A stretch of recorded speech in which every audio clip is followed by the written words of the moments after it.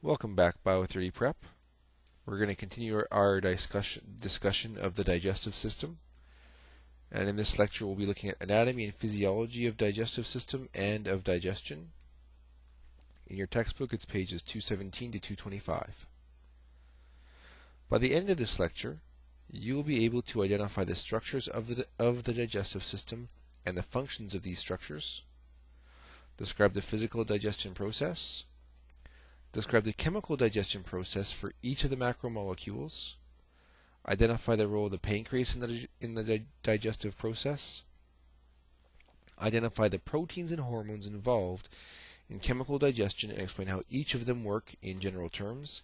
And these proteins, these are all the enzymes that are involved in breaking down these molecules, catalyzing reactions. Now, for the importance and components of digestion, the purpose of digestion is to acquire nutrients. And nutrients are all the chemicals that provide energy, or they're assimilated into the cells of our body. These nutrients are then transported to the circulatory system, where they can be moved to the cells of our body. So digestion is responsible for the breakdown of macromolecules. For general processes, ingestion is nutrients entering our body. The digestion is the breakdown of macromolecules into smaller molecules, and there's two processes. Physical digestion is really just separating molecules.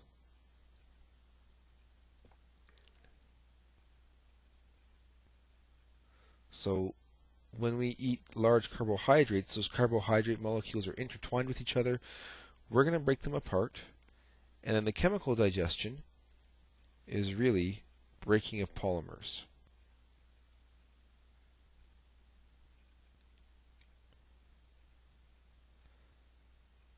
Each of the large molecules that we've talked about in previous lectures, so we have carbohydrates, lipids,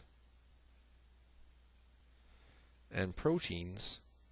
Each of these large molecules is really just a giant polymer. So what the chemical digestion is going to be is the breaking down of polymers, or the separating of those subunits, so that we can absorb them into our body. After digestion comes the absorption. It's the transport of nutrients throughout our body. And really it's going to be, we're going to spend most of our time talking about how it enters our circulatory system. So how it enters our circulation. And egestion is the removal of indigestible material. We know what is poop, but that's all that stuff that we take in when we eat. Not all of it is usable by our body. For example, fiber. Fiber, while it's important, isn't actually a nutrient in terms of being absorbed into our body. It actually helps us clean out our intestines. So it comes out, most of the fiber we eat exits our body as well. Now, the alimentary canal is our digestive system, or at least the part of the digestive system that food travels through. In the average adult, it's between 6.5 to 9 meters long, and that's pretty long when you think that the average person is under 2 meters.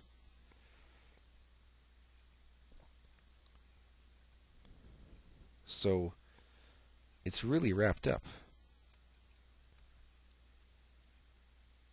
The average person is under 2 meters, and we're shoving in 9 meters of tubing, and most of that tubing is above the waist. So if you think about that, that's 9 meters in the space of about a meter. So it's really wrapped up in our viscera. It's a long, open-ended muscular tube. So it's an open tube at both ends, both the mouth and the anus. If you were skilled enough, you could take a camera and go all the way from the mouth, through the esophagus, through the stomach, through the small intestine. And that's the longest part, if you take a look here. And once you're through all the small intestine, you can go all the way through the large intestine and then out the anus. So open-ended at both ends. It's the only system that's actually open in at two spots in our body. It stores and breaks down organic molecules. And as food travels through this canal, it's continually attacked by digestive enzymes. Every time we see the word enzyme, we can think chemical digestion.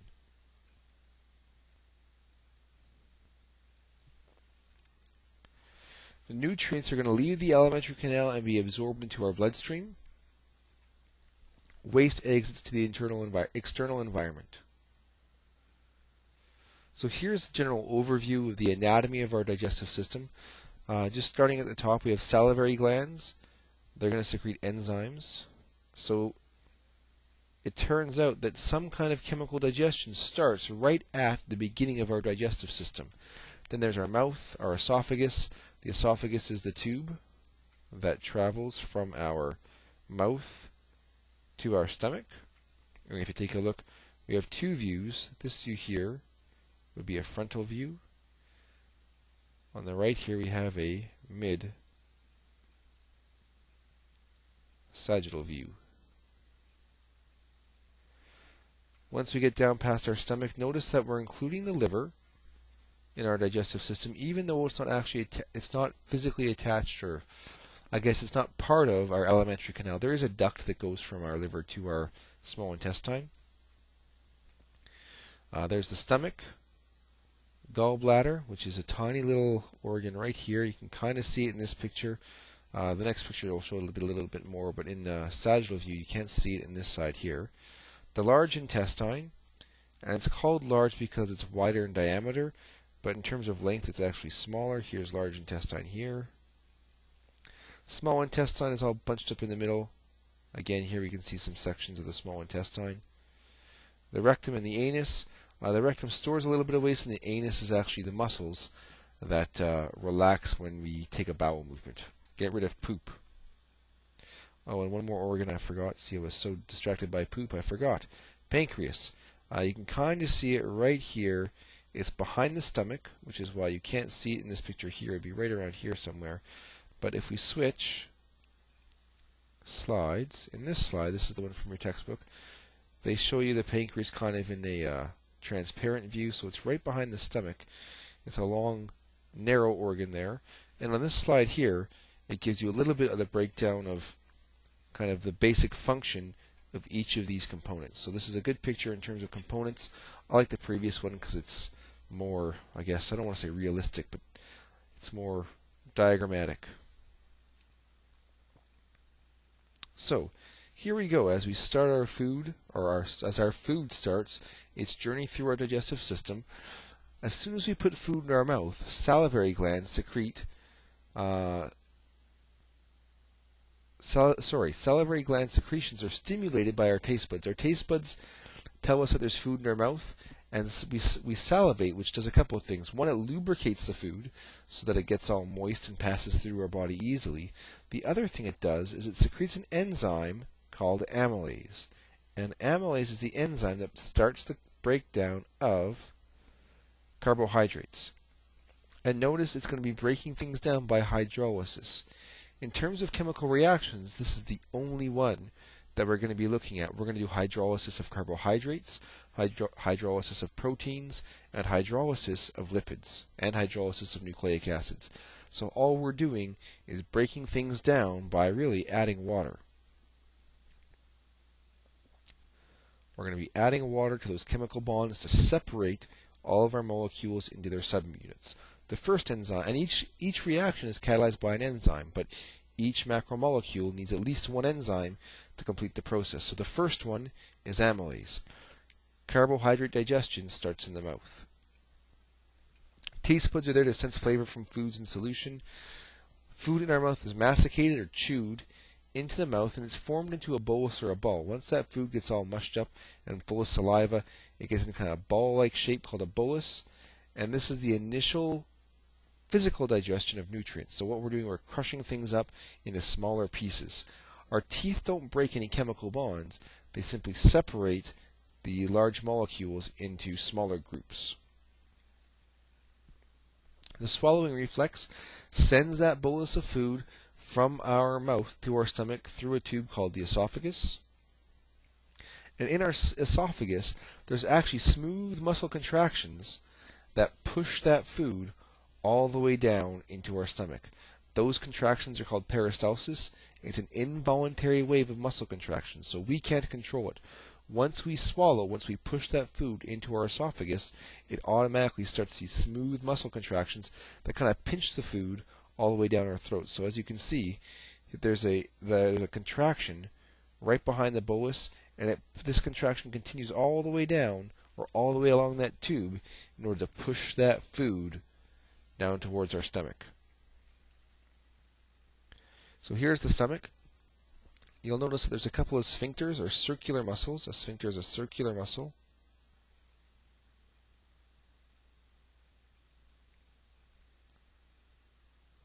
Sphincter means circular muscle, so it's a circular muscle. It's going to close a tube or open a tube at either end of our stomach. There's the esophageal or cardiac sphincter, and this is where food comes in. And then once it gets all mushed up, it's going to head back out through the pyloric sphincter, which pushes food into our duodenum. And the duodenum is right here. It's the initial part of our small intestine. Here it's covered by connective tissue. It's holding that duodenum in the right place. So food storage and the initial chemical digestion of proteins happens in the stomach. So, and this is what you want to be doing as we go through this unit, this lecture. You really want to be paying attention to where does chemical digestion start for each of our macromolecules. So chemical digestion for carbohydrates started in the mouth. Chemical digestion for proteins started in the stomach. There are rings of smooth muscles, and these are the sphincters I was talking about that control the passage of food or nutrients through the stomach. The esophageal sphincter controls when food enters and prevents regurgitation. When we have heartburn, this sphincter isn't closing.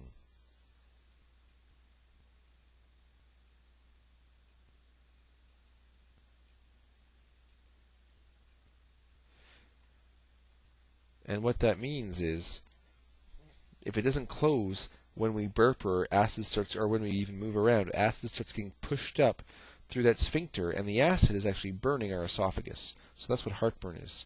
The pyloric sphincter regulates the movement of food into the small intestine. So there has to be some digestion happening in the stomach first before it's allowed to continue on its way through the rest of our digestive system. If we look at the inside of our stomach, what we're going to see is that it's wrinkly. The entire inside surface is wrinkly, wrinkly, wrinkly. And what this does is it increases surface area. More surface for gastric juices to be secreted from. So it increases the rate of our digestion. The cells of the internal lining produce four major substances for digestion: pepsinogen, hydrochloric acid, mucus, and renin. And we'll talk about what they do in the next slide. After a meal, your stomach can secrete about a half a liter of fluid from the millions of cells that line the outer walls. Continuous peristalsis continues physical digestion. So those smooth muscle contractions that were pushing food through the esophagus are now causing the stomach to kind of mush the food up even more, mix it with all those gastric juices, and it produces a new mixture called chyme. So chyme is food that's been mushed up more. It's been more physical digestion has occurred, and now it's mixed with stomach acid and enzymes that break down some of the chemicals in our food. So the stomach and chemical digestion, it's the initial site of protein digestion, and there's about 40 million cells. They produce 2 to 3 liters of gastric juice, and the enzyme, the digestive enzyme that's responsible for the beginning of protein digestion is called pepsin. Pepsin breaks down big proteins into small pieces called peptones. Again, it's done through hydrolysis. Hydrochloric acid has a couple purposes. The first one is it activates pepsinogen. So our stomach stores pepsin in an inactive form, a form that doesn't do anything. And that's a good thing because our stomach cells are made of protein. If we had an enzyme in our stomach that was able to digest protein right away, it would actually break down our stomach lining. So we want to store it in an inactive form, a form that doesn't work. We only want it to work when there's something for it to digest. So food enters our stomach, acid enters our stomach, and pepsin enters our stomach. When the two things mix, we get the active form pepsin. It's activated by hydrochloric acid, so that's what this little box at the bottom, this little box diagram at the bottom is showing. We store pepsinogen in an inactive form. Hydrochloric acid activates it inside our stomach lining. The other purpose of hydrochloric acid is to destroy microbes. So sometimes on the food we eat, there's living organisms on it, little bacteria that either have, because the food hasn't been cooked properly or not cooked enough, or even if it's been sitting out for a little while, bacteria can land on the food. When we eat it, it can make us sick, but we have acid that usually kills all those bacteria off. The third substance is mucus. The purpose of mucus is protection. It protects our stomach from itself, really. It protects the stomach from both the acidic juices and the digestive proteins. So mucus lines our stomach so that once the pepsinogen is activated, it can't go back and damage our stomach lining. The fourth substance is called renin. It's another enzyme. Its purpose is to slow the flow of milk products. It turns out that milk is hard for us to digest. So, and notice this is not about lactose.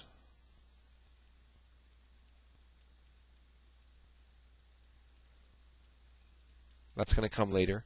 But it slows the flow of milk products and allows them to be broken down so we can get more nutrients from them. So those are the four substances secreted by our stomach. And really, it's all about protein digestion. So the stomach and absorption, not very much is absorbed by the stomach. The molecules are still too large. We've still only, for carbohydrates, we still are down to disaccharides. And disaccharides aren't small enough to be absorbed into our circulatory system and be used. We still have, there's been no fat digestion. And for proteins, we have these things called peptones, which are basically chains of amino acids. And we're not going to absorb these chains until they've been broken down into individual amino acids. Everything has to be down into its constituent units. So far, nothing's completely broken down yet. We've made it to the stomach. So proteins and carbohydrates are only partially digested. Lipids are still totally undigested. They're still being stored as fats. Some water is absorbed. Some salts are absorbed. Alcohol and aspirin can be absorbed by the stomach, and that's why alcohol gives it that quick effect.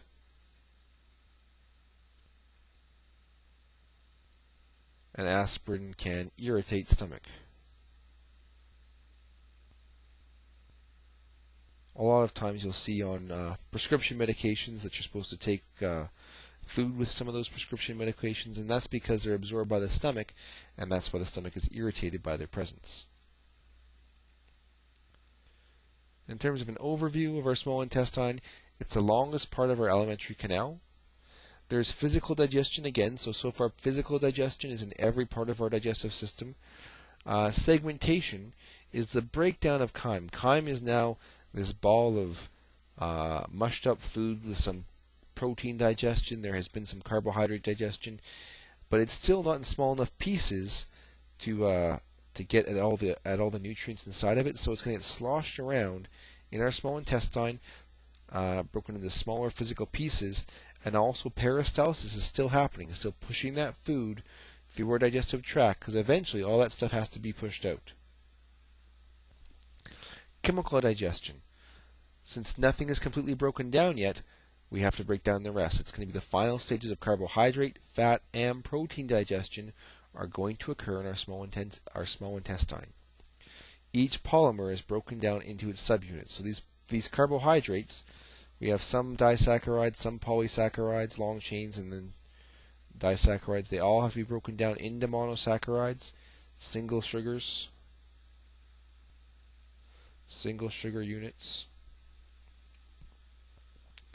Proteins currently are in the peptone form. We want to get amino acids. And fats are still full fats. They're still triglycerides. We want to break them down into glycerol and the fatty acids that are attached to them. Once this happens, these subunits are going to be absorbed into our circulatory system from our small intestine. This is the reason why it's the longest part of our alimentary canal because a lot of stuff has to happen still before it leaves our body. In terms of the structure of the small intestine, here's what we're going to see. We noticed it in the stomach, how it was all wrinkly inside to increase surface area. In our small intestine, same story, all these ridges all down our small intestine. If we take a look at the ridges, each ridge is covered with ridges, and these ridges are called villi. Again, increasing surface area. The more surface area we have, the more we can do chemical reactions along that surface. In this case, we want to do absorption. So we want to be able to absorb as much nutrients as possible into our circulatory system. And we can do that if there's lots of surface area for that to happen. And if you even look at the cells, along the cell surface, along the cell membrane, more ridges, microvilli, to increase that absorption of nutrients. Notice that because this is where absorption takes place, we have blood vessels. We want to get stuff into our circulatory system, so it makes sense that there's capillaries in each of these villi so that nutrients can be transferred. So, finger-like projections line the surface of our intestine, increasing surface area. They're called villi. They're the site of absorption. And the cells of the villi are covered with microvilli. Again, more surface area.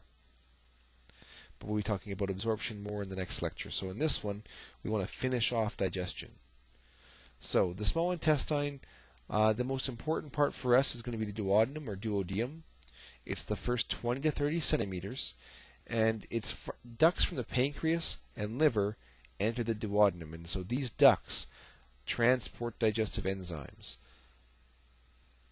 So the duodenum and the small intestine do produce a few digestive enzymes.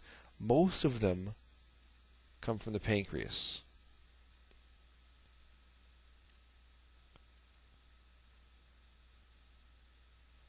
So the pancreas produces them. The pancreatic duct carries those enzymes from the pancreas to the small intestine. The other chemical we're going to talk about is bile. Once we get this chemical digestion going, food then enters the jejunum and the ileum for absorption. And these are just the next two segments of small intestine.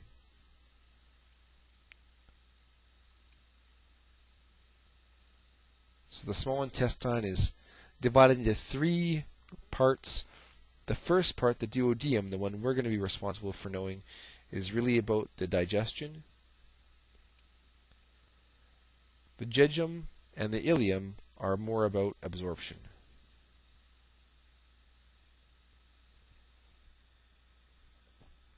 Now we'll take a look at this pancreas that we were talking about. The pancreas secretes enzymes that break down the major components of food.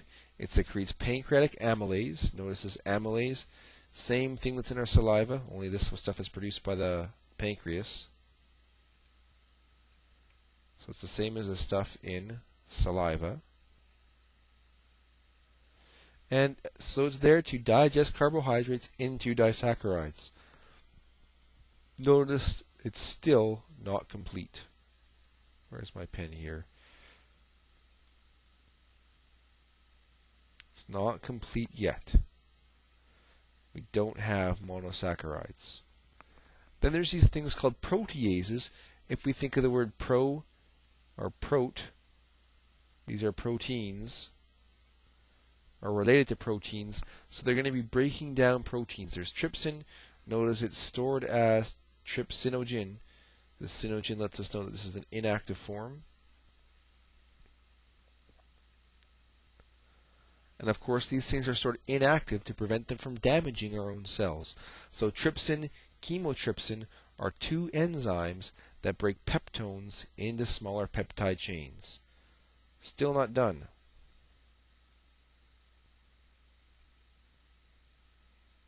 These are all, small 2 to 3 units.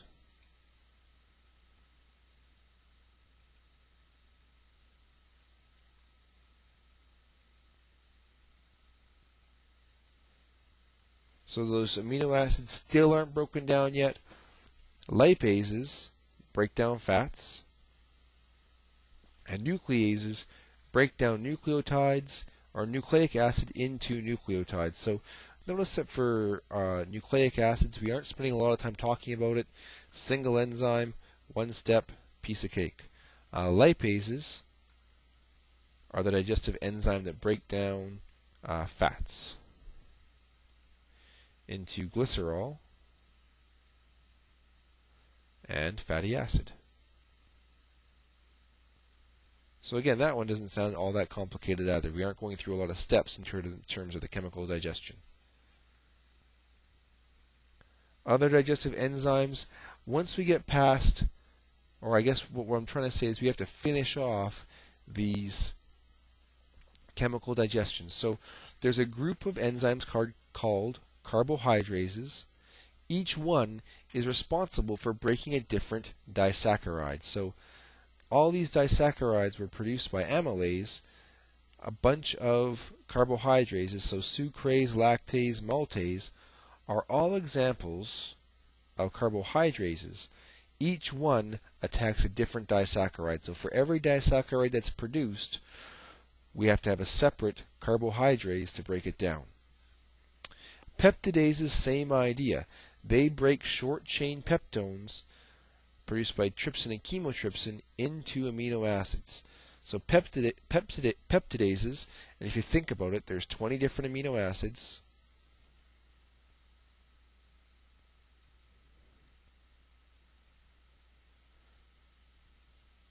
So there's a variety of 2 to 3 amino acid chains. Each one of these peptidases is able to break only one type of amino acid bond. So there's just like with carbohydrates, for every type of disaccharide that's produced, we have a carbohydrase that can separate the disaccharide. Peptidase is the same idea. For every different type of short amino acid chain or every short peptone produced by trypsin and chymotrypsin, we end up with a different peptidase to separate to the final step. So there's a variety of peptidases. They all have names. We don't care about them. It's just there's more than one type. Nucleases, same idea. Those nucleotides that were broken down are going to be broken down one more step. They're actually going to be broken down into their nitrogen bases, sugar bases, and phosphates by these nucleosidases. Fun words. But notice what you should see is often when we talk about enzymes, they end with this A's sound. So every time you think of an enzyme, a digestive enzyme, if you see the A's at the end, that means it's an enzyme. Sucrase, lactase, maltase, carbohydrates, all of these A's sounding things are enzymes. Here's a table just to give you kind of a visual look of how each one of these macromolecules, so here's our macromolecules, we have carbohydrates, proteins, fats, and nucleic acids. And what this chart does is just show you where digestion is taking place. Notice we still haven't talked about this substance here, but we will. Notice bile is listed here. And notice you got fat droplets, and that's because this here is physical digestion.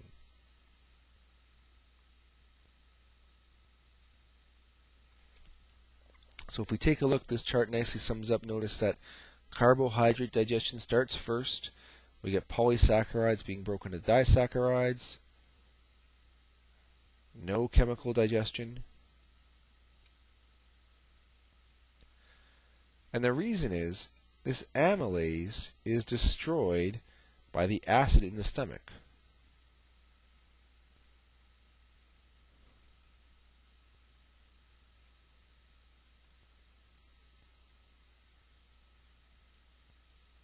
Every one of our enzymes are a protein, and proteins change shape when they change pH. Our mouth is at about a pH of 7 or 8. Our stomach is at a pH of 2. So as soon as that amylase enters our stomach, it's wrecked. No more chemical digestion of carbohydrates. Once the nutrients enter our small intestine, our disaccharides and polysaccharides start breaking down again. Here's all the enzymes that do it. The end, we want monosaccharides, single unit sugars. If we look at our stomach, protein digestion starts in the stomach. We get small peptides, we're calling them peptones. They're broken down by proteases, and then and we get our peptides. Our peptides are broken down into amino acids. So again, we want to get right down to that base unit for proteins, or for our macromolecule. Same thing with fats. Nothing really happens until we get to the small intestine. Some physical digestion, actually, emulsification is actually the separation of fat molecules, and then they're broken down by lipases. So that's kind of easy for us to remember in terms of steps. Nucleotides, same idea. Pretty straightforward. We get the DNA and RNA in every single cell that we eat, and all the food we eat is made of cells. So in every single piece of food, there are cells. Every single cell contains some DNA and some RNA. It gets broken down by nucleases, and then those nucleotides are broken down by nucleosidases to get those base units, those nitrogen-containing bases, sugars, and phosphates. So this chart is a nice summary about the overall digestion of nutrients. So as a summary of chemical digestion, here's another table. It's a good one to try and memorize, to go through and just, even if you look at the enzymes, cover up everything else, and then just go through the table. So you want to say salivary amylase. It's made in our salivary glands. It functions in the mouth. It breaks down carbohydrates. And then we go to pepsin. Pepsin is in our stomach lining. It exists at a pH of about 1 or 2 is when it's active, and it's breaking proteins into peptones, and so on down the list. So each one of these enzymes we should know the function of, we should know where it's made, and we should know what organ it's working in. And that's a summary of our chemical digestion. For this lecture, some things you should keep in mind. The alimentary canal is this long tube that goes through the middle of our body. Macromolecules are undergoing physical and chemical digestion all the way through to break them into their respective subunits. Physical digestion is continuous throughout the entire alimentary canal, all the way up in the small intestine. We have to make a bolus of food. It's then broken down into chyme, and then it's separated even more by segmentation. Each macromolecule undergoes chemical digestion in different areas of the digestive tract, and chemical digestion involves the use of enzymes. And enzymes hydrolyze these large macromolecules, all catalyzed by enzymes.